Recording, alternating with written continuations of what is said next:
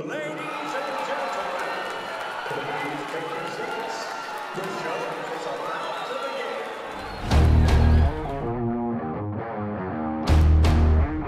begin. Hey guys, welcome back to another episode of the Kinda Opinionated podcast. If you didn't know, I'm your host, Luke Sharon, and I'm kind of opinionated. Today is the second episode of a new series, the Commissioner Candidate Series, which now that's a phrase that I just coined. Today, we interview a candidate for District 2 seat for Commissioner, Elizabeth Jacobson. Thank you for being on the show today, Ms. Jacobson. I really do appreciate it. Oh, I appreciate your time. You're doing a great service for your county.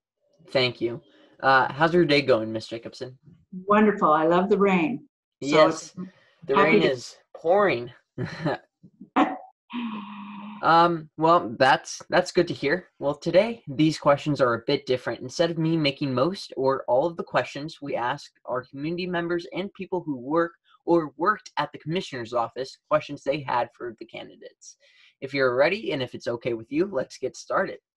All right, let's go. Okay, the first question is in the topic of just being a commissioner. How would you describe the job of commissioner? What do you think a normal day would look like? What do you think the limits of the job are? Well, I don't exactly know what a normal day looks like because you don't know that until you do it. Yeah.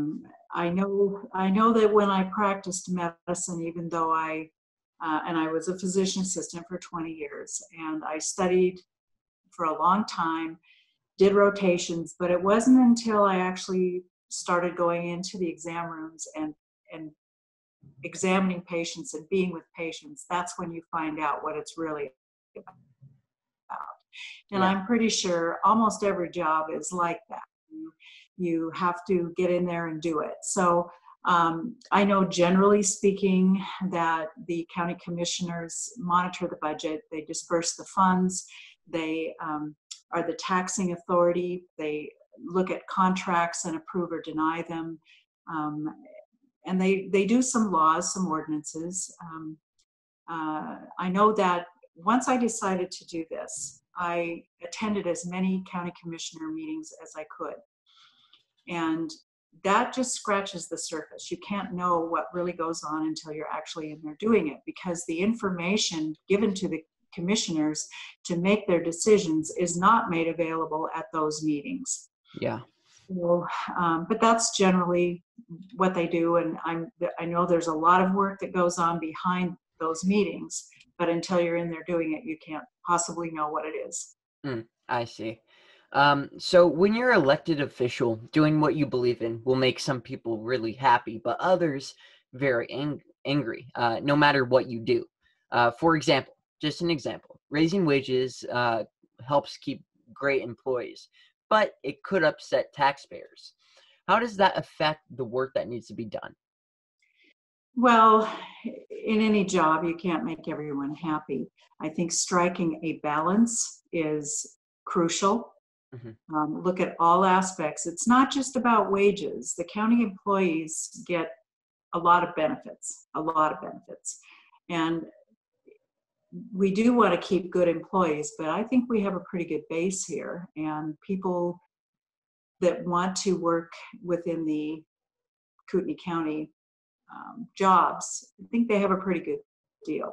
So again, striking the balance in any situation is preferable. Yeah, for sure. And thank you for your answer. Moving on to the next question. Right now, the county does not have a strategic plan. Do you think they should? If no, why not? If yes, what would you put in it? Each aspect needs a strategic plan, and each different item on the agenda would have to be examined and looked at for a plan to be developed. Mm-hmm.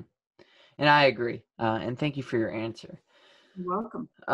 So some people are really concerned about the health of Lake Coeur d'Alene. Do you think that is an important issue? If so, as commissioner, what would you do about this issue? Well, I've actually discussed this with a previous commissioner. And what I've learned is there's not just one study. You have to look at all the studies and getting the EPA involved is usually not a good thing. The more government gets involved, the more convoluted and disastrous things become. I am concerned about Coeur d'Alene Lake. It's much different than when I was growing up here in the 60s. So I am concerned. The lake is crucial for the tourist industry here, which is probably the main industry. Mm. So my plan is to look at all the studies, and there are so many different aspects. I don't know if you happen to see the article in the paper a couple of days ago about a growth of something some vegetation is overtaking the southern areas of the lake, and they're trying to figure out how to resolve that. At this point, they're just digging it out, but they're going to try to find some sort of natural way, which would be preferable, to resolve that situation. So there are many aspects of the lake that need to be addressed, and I want to look at all of the studies, all of the approaches, and not just pick one randomly. I see. And thank you for your answer. Moving on to another big topic, which I think a lot of people have on their minds, is the topic of taxes. When is it okay to raise, in your opinion, when is it okay to raise taxes or fees? Well, it's never okay. I live very frugally, and I always have. And I think that government should operate within its means. They should not keep raising taxes. I am in the age group that could be taxed out of my home in the relatively near future. We will be on a fixed income. I suppose we could work until we drop dead, but we'd like to enjoy our retirement a little bit. And I don't know, perhaps the answer is to create some sort of a relief situation for retired people. But I would only raise taxes as an absolute last resort. I think by carefully looking at the budget and the items in the budget, we can trim back or eliminate some of the things that are not absolutely necessary. The Republican platform, and I do want to read this because I don't want to get it wrong. We believe, and this is the Republican platform, the preamble, we believe government must practice fiscal responsibility and that taxpayers shall allow the government only the money necessary to provide appropriate functions. I see appropriate functions as we have to have fire and police and sheriff protection. We need that. But they need to operate within a budget. They need to be creative and find ways to use the funds that they have in the absolute best way. So again, the short answer is only raise taxes as an absolute last resort, and only fund those things that are state and federally mandated. So basically, is what you're saying is to keep the budget do you want, in your opinion, would you keep the budget the same as it is currently? I would try. You would try. Right. I would try. That's what I'm saying is ultimately we'll probably have to raise taxes. Everything goes up, but only as a last resort. I would rather raise fees. I would rather go after grants.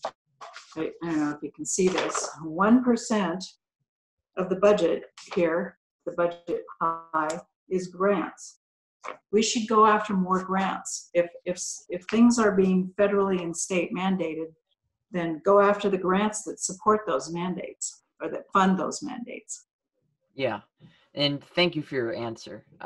So moving on to another question. Every person gets to vote for commissioner. Some people are property owners and others are renters. Should homeowners get more access to services or a bigger voice than renters? No, not necessarily. If they're renters, they're ultimately going to pay the taxes anyway because the landlords will just raise the rent. So it all comes out in the wash. I don't think property owners should have any more say because it's all going to come back to the same thing anyway. If we raise their taxes, then they're going to pass it on to the property or to the renters. And the renters deserve the services. The county, they are members of the county, and they have every right to have the services as the property owners, because ultimately they are paying for it. Yeah, for sure. And thank you for that answer. So you kind of already answered this one, but I just thought I'd ask it. About 10% of the county's income comes from federal grant money. Do you believe in using grant money to fund county programs? Absolutely, because a lot of the county programs are federally mandated, and if they're going to force us to do something, they should help us do it. What kind of stuff are they forcing the commissioner's office to do?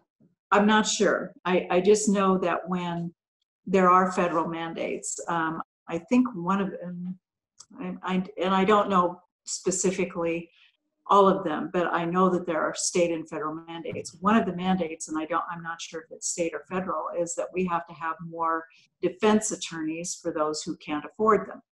So we have to do that. We have no choice. Well, there is something called, I guess this would be criminal creep. My daughter calls it creep because if you have criminals and you have to provide defense attorneys for them, then you also have to provide prosecuting attorneys. So the creep is, it's not just one thing. It's not just the defense attorneys, then it goes into the prosecuting attorneys, and then it goes into the staff for all of those attorneys, and then it goes into the jails to house the criminals that lose their defense. It goes on and on. So it's not just one thing, it creeps. And if the federal and state governments are going to mandate these things, they should help pay for them. Yeah, I see. And thank you for that answer. And this is the last question in the taxes, thing. But the county fair is separate from Kootenai County, but they do provide some funding. Do you think that is appropriate? Why or why not? For the fair, and if I understand your question correctly, it's that the county provides funding for the fair to some degree. Mm-hmm.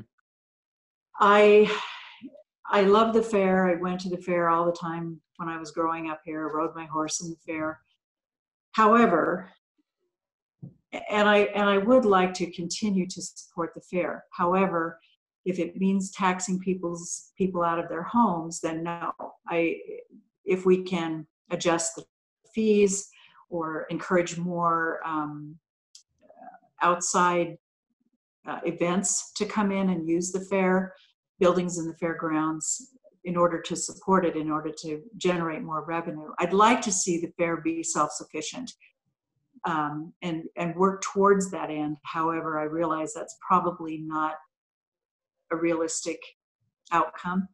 So again, striking the balance. We need to strike the balance. I see. So can you explain to me what you mean by taxing people out of their homes? Well, when assessments go up on homes, and therefore then the taxes go up, it's based on how much your home is worth. Now, my husband and I built our retirement home 2 years ago, and we practiced the Dave Ramsey method, which is you pay for it as you go. You don't go into a lot of debt. As a consequence, we have a very small mortgage, however, that we are able to afford and would be able to afford on Social Security and the retirement savings that we have. However, if the taxes keep on going up, and we built a nice home in a nice area, and we almost paid cash for it. But because of the assessments, the taxes on this home will go up, and if they go up, $1,200 a year, that's $100 a month. And if that continues for the next 15 years, we would be taxed out of our home. We could not pay the additional taxes that keep on going up. Mm-hmm. And I understand we take advantage of, we're provided with fire and sheriff and all of those things that we need. but at the same time, and we're in a pretty good situation, but there are people who are not in good situations like this, and people who have lived here around us for 40, 50 years, and now all of a sudden their homes are worth so much and they can't afford the taxes. And that's what I mean by being taxed out of your home. Thank you for answering my question. That was just a question for me. So moving on to the next topic, just being a boss, being a leader. Employee pay has been a common topic for Cooney County, especially in the commissioner's office. How do you feel about the employee pay at the county currently? Well, I'm not familiar with every paycheck. I don't know what they're being paid. What I do know is that the employees, the county employees, I worked in the district court for 3.5 months just to kind of see what was going on. And they get a lot of benefits. One of the things I have here is the number of days off. And county employees get 12 paid holidays.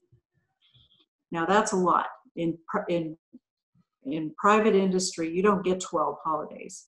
Also, when I left, I worked there, like I said, 3.5 months for the district court. And after I left, I received a check for the amount that the county had applied towards my retirement account. I didn't even know there was one, but apparently I signed up for that one. And I didn't contribute anything to it. This is all compliments of the county, and it was over $100 a month that I received back from. Yeah, so employees get a lot of days off. They get lots of benefits that the private industry doesn't have. So you can't just look at wages. You have to look at the whole picture. There was one day, I believe it was in February, that it was snowing a lot. And there was, the sky was falling. We're all going to get snowed in. We won't be able to get home. So the county or the district court employees were told, the ones that could, were told that they could leave the day that it snowed. As many county employees as wanted to and were able to, unless they were in court or something like that, were told that they could leave several hours early. Now, I'm sorry, but you live in North Idaho. You deal with it. You don't leave work 2 or 3 hours early because it might snow. And it didn't snow that much, but they were all told that they could go home if they wanted to. That's wrong. That's just wrong. So again, the big picture of the wages is just that. It's a big picture, and there are a lot of benefits that a lot of private industry people would love to come and receive working for the county. Yes, and thank you for your answer. Moving on to another question in the topic of being a leader, being a boss, commissioners have to work with many different kinds of people. What is your management style, and why would it be a good fit to provide unified leadership for the county? Well, my management style is to lead by example. I work hard. I expect other people to work hard. And again, listening is huge. Communication is important. I would want to get all sides of every issue that I possibly can, and striking the balance. I would try to make everyone happy, and I realize that is not probably possible, but that would be my goal. That would be my objective. My management style is to listen to everyone, listen carefully. We have 2 ears and 1 mouth for a reason. I see, and I like the analogy. Thank you for the answer. So moving on to another question. Who do you look up to?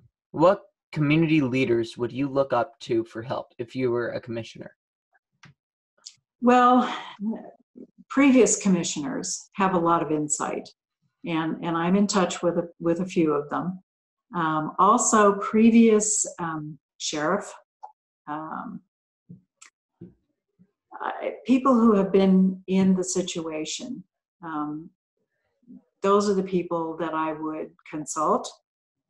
and again, not take everything they say, but I would want to have their insight, and I think there's a lot of insight. That would be, in addition to talking to the people that are currently in there, because things change, situations change, but previous commissioners, previous sheriffs, previous department heads would be people that I would talk to, and I don't want to mention. I see. Thank you for the answer. So, moving on to just the miscellaneous topics, just any question of anybody that asked anything that wasn't in those categories. The question is, city council races are nonpartisan. County races are partisan. Which is better and why? That's a tough question. I've thought about that, and I think that on a county level, it's not as important to have a partisan race as it is on a state and national level. Each party has specific things that they stand for.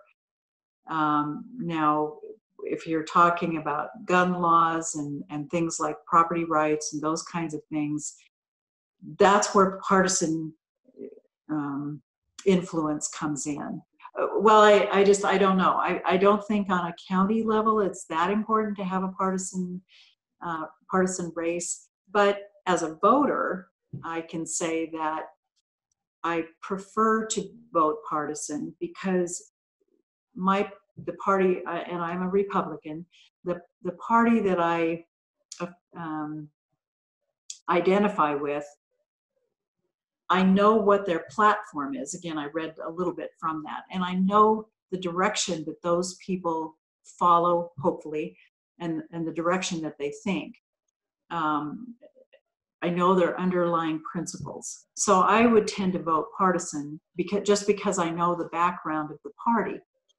Now, that being said, in Kootenai County, which is a strong, well, Idaho is a strong Republican state, there are a lot of people who run for office who say that they are Republicans, and they are not. Here's my question. In the commissioner's office, when do you bring up those partisan opinions in your day-to-day job? Well, I'm not sure because it would depend on the issues. Again, most of the time Republicans have a very conservative view. We don't want to spend money. We don't want to have huge Medicaid and welfare and those kinds of things. That's not a good thing. The Bible says if you don't work, you shouldn't eat. And I guess that's a partisan issue. Anyway, I think that I don't know the issues, all of the issues. And when I was going to the meetings, I did not see an issue that was necessarily partisan. So I can't really answer that. If it came to gun control, red flag laws, that kind of thing, then I would definitely, that would be a partisan issue to me. You know, you should be able to keep your guns. Thank you for the answer. Now, moving on to a question which is very, very important in day-to-day life is COVID-19, the topic of COVID-19. If you were commissioner today, how would you be dealing with the governor's order? Well, I'm not sure that the county commissioners can actually do a lot. I think mayors could more say, you know, we can't violate legally. We cannot violate the order. I would be on the phone, on the internet daily down to the governor and say, you know, Kootenai County hasn't even had one death. Give us a break here. This one size does not fit all. We're not like New York or New Jersey. So let us open up and be reasonable about it. If you need to protect the people in nursing homes and those kinds of things, but let people do their own thing. If I choose to go out and eat, I'm risking my life. That's fine. People should have that choice. He's stepping on our rights. However, I see his point in trying to protect the population of the state, but he needs to look at the data we've been given as skewed.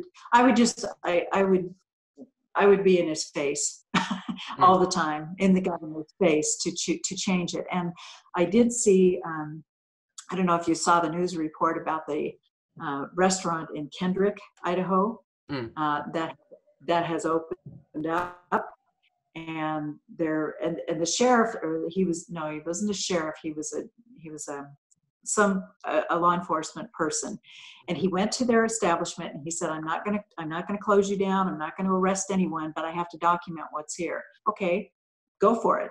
And they opened up, and the lieutenant governor was there. She was supporting them. So let's all go to Kendrick and have lunch. Thank you for the answer. Here's just my question. As commissioner, I know that you couldn't defy the the governor's order, but how would you, as commissioner, be leading your workers and your peers during this pandemic? Well, I would tell them to use caution if you don't want to be exposed. Now, the reality is, I think it's a coronavirus. It's going to do what the other, I think, this is just my educated opinion, it's going to do what the other like the SARS virus did. It's going to burn out. Herd immunity is the answer, and hydroxychloroquine is the answer as well.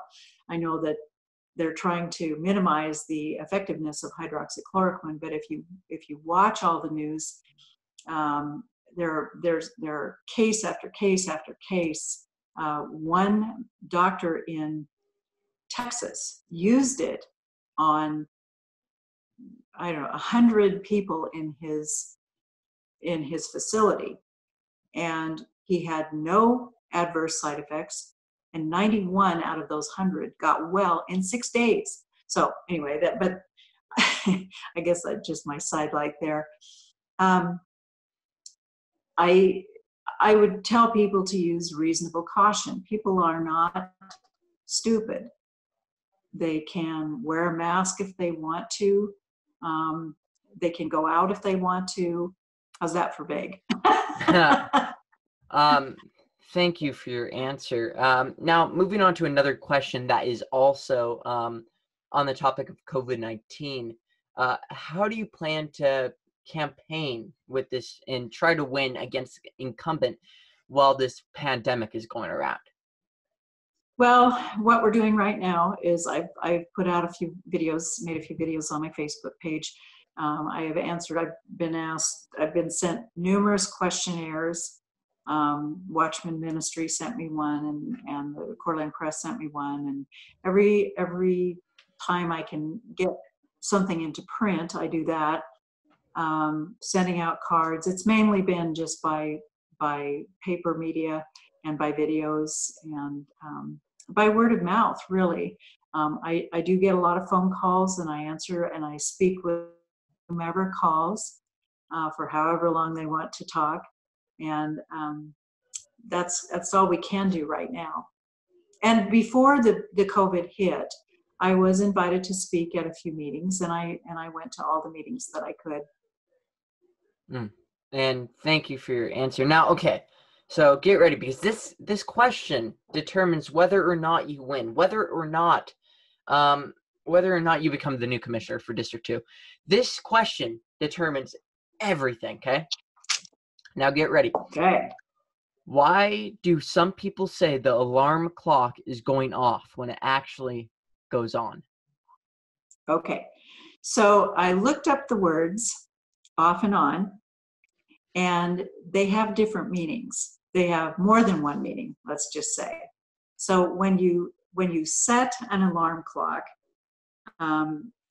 you are, let me see, it's to cause it to be or to do, setting an alarm clock. So while it's on, it is in progress. So the alarm clock is on, it's in progress. When it comes to the completion of that progress, it goes off.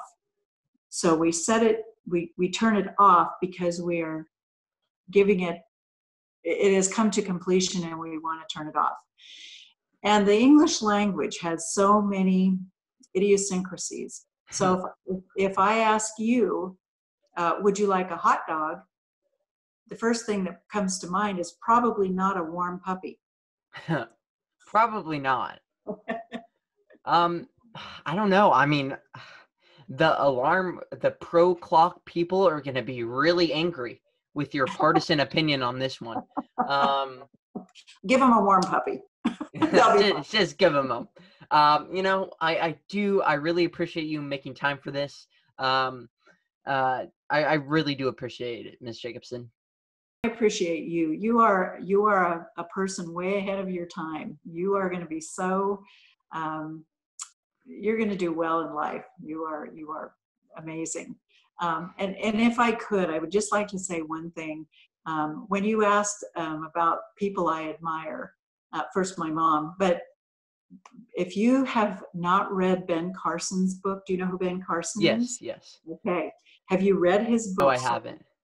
Okay, he has a book out called Gifted Hands, and it is the story of his upbringing, and his mother was amazing. She knew a lot, and he is one of my heroes. I can't even begin to tell you. Don't watch the movie. Well, if you watch the movie, that's fine, but read the book. Read the book. It's incredible. What is that called again? It's called Gifted Hands. I thank you for being on the podcast today. I do appreciate it. And if you guys enjoyed this episode of the Kinda Opinion podcast, remember to, subscribe, like, do whatever you want, but just listen. And you guys, until next time, goodbye. Thank you, Luke. I appreciate it.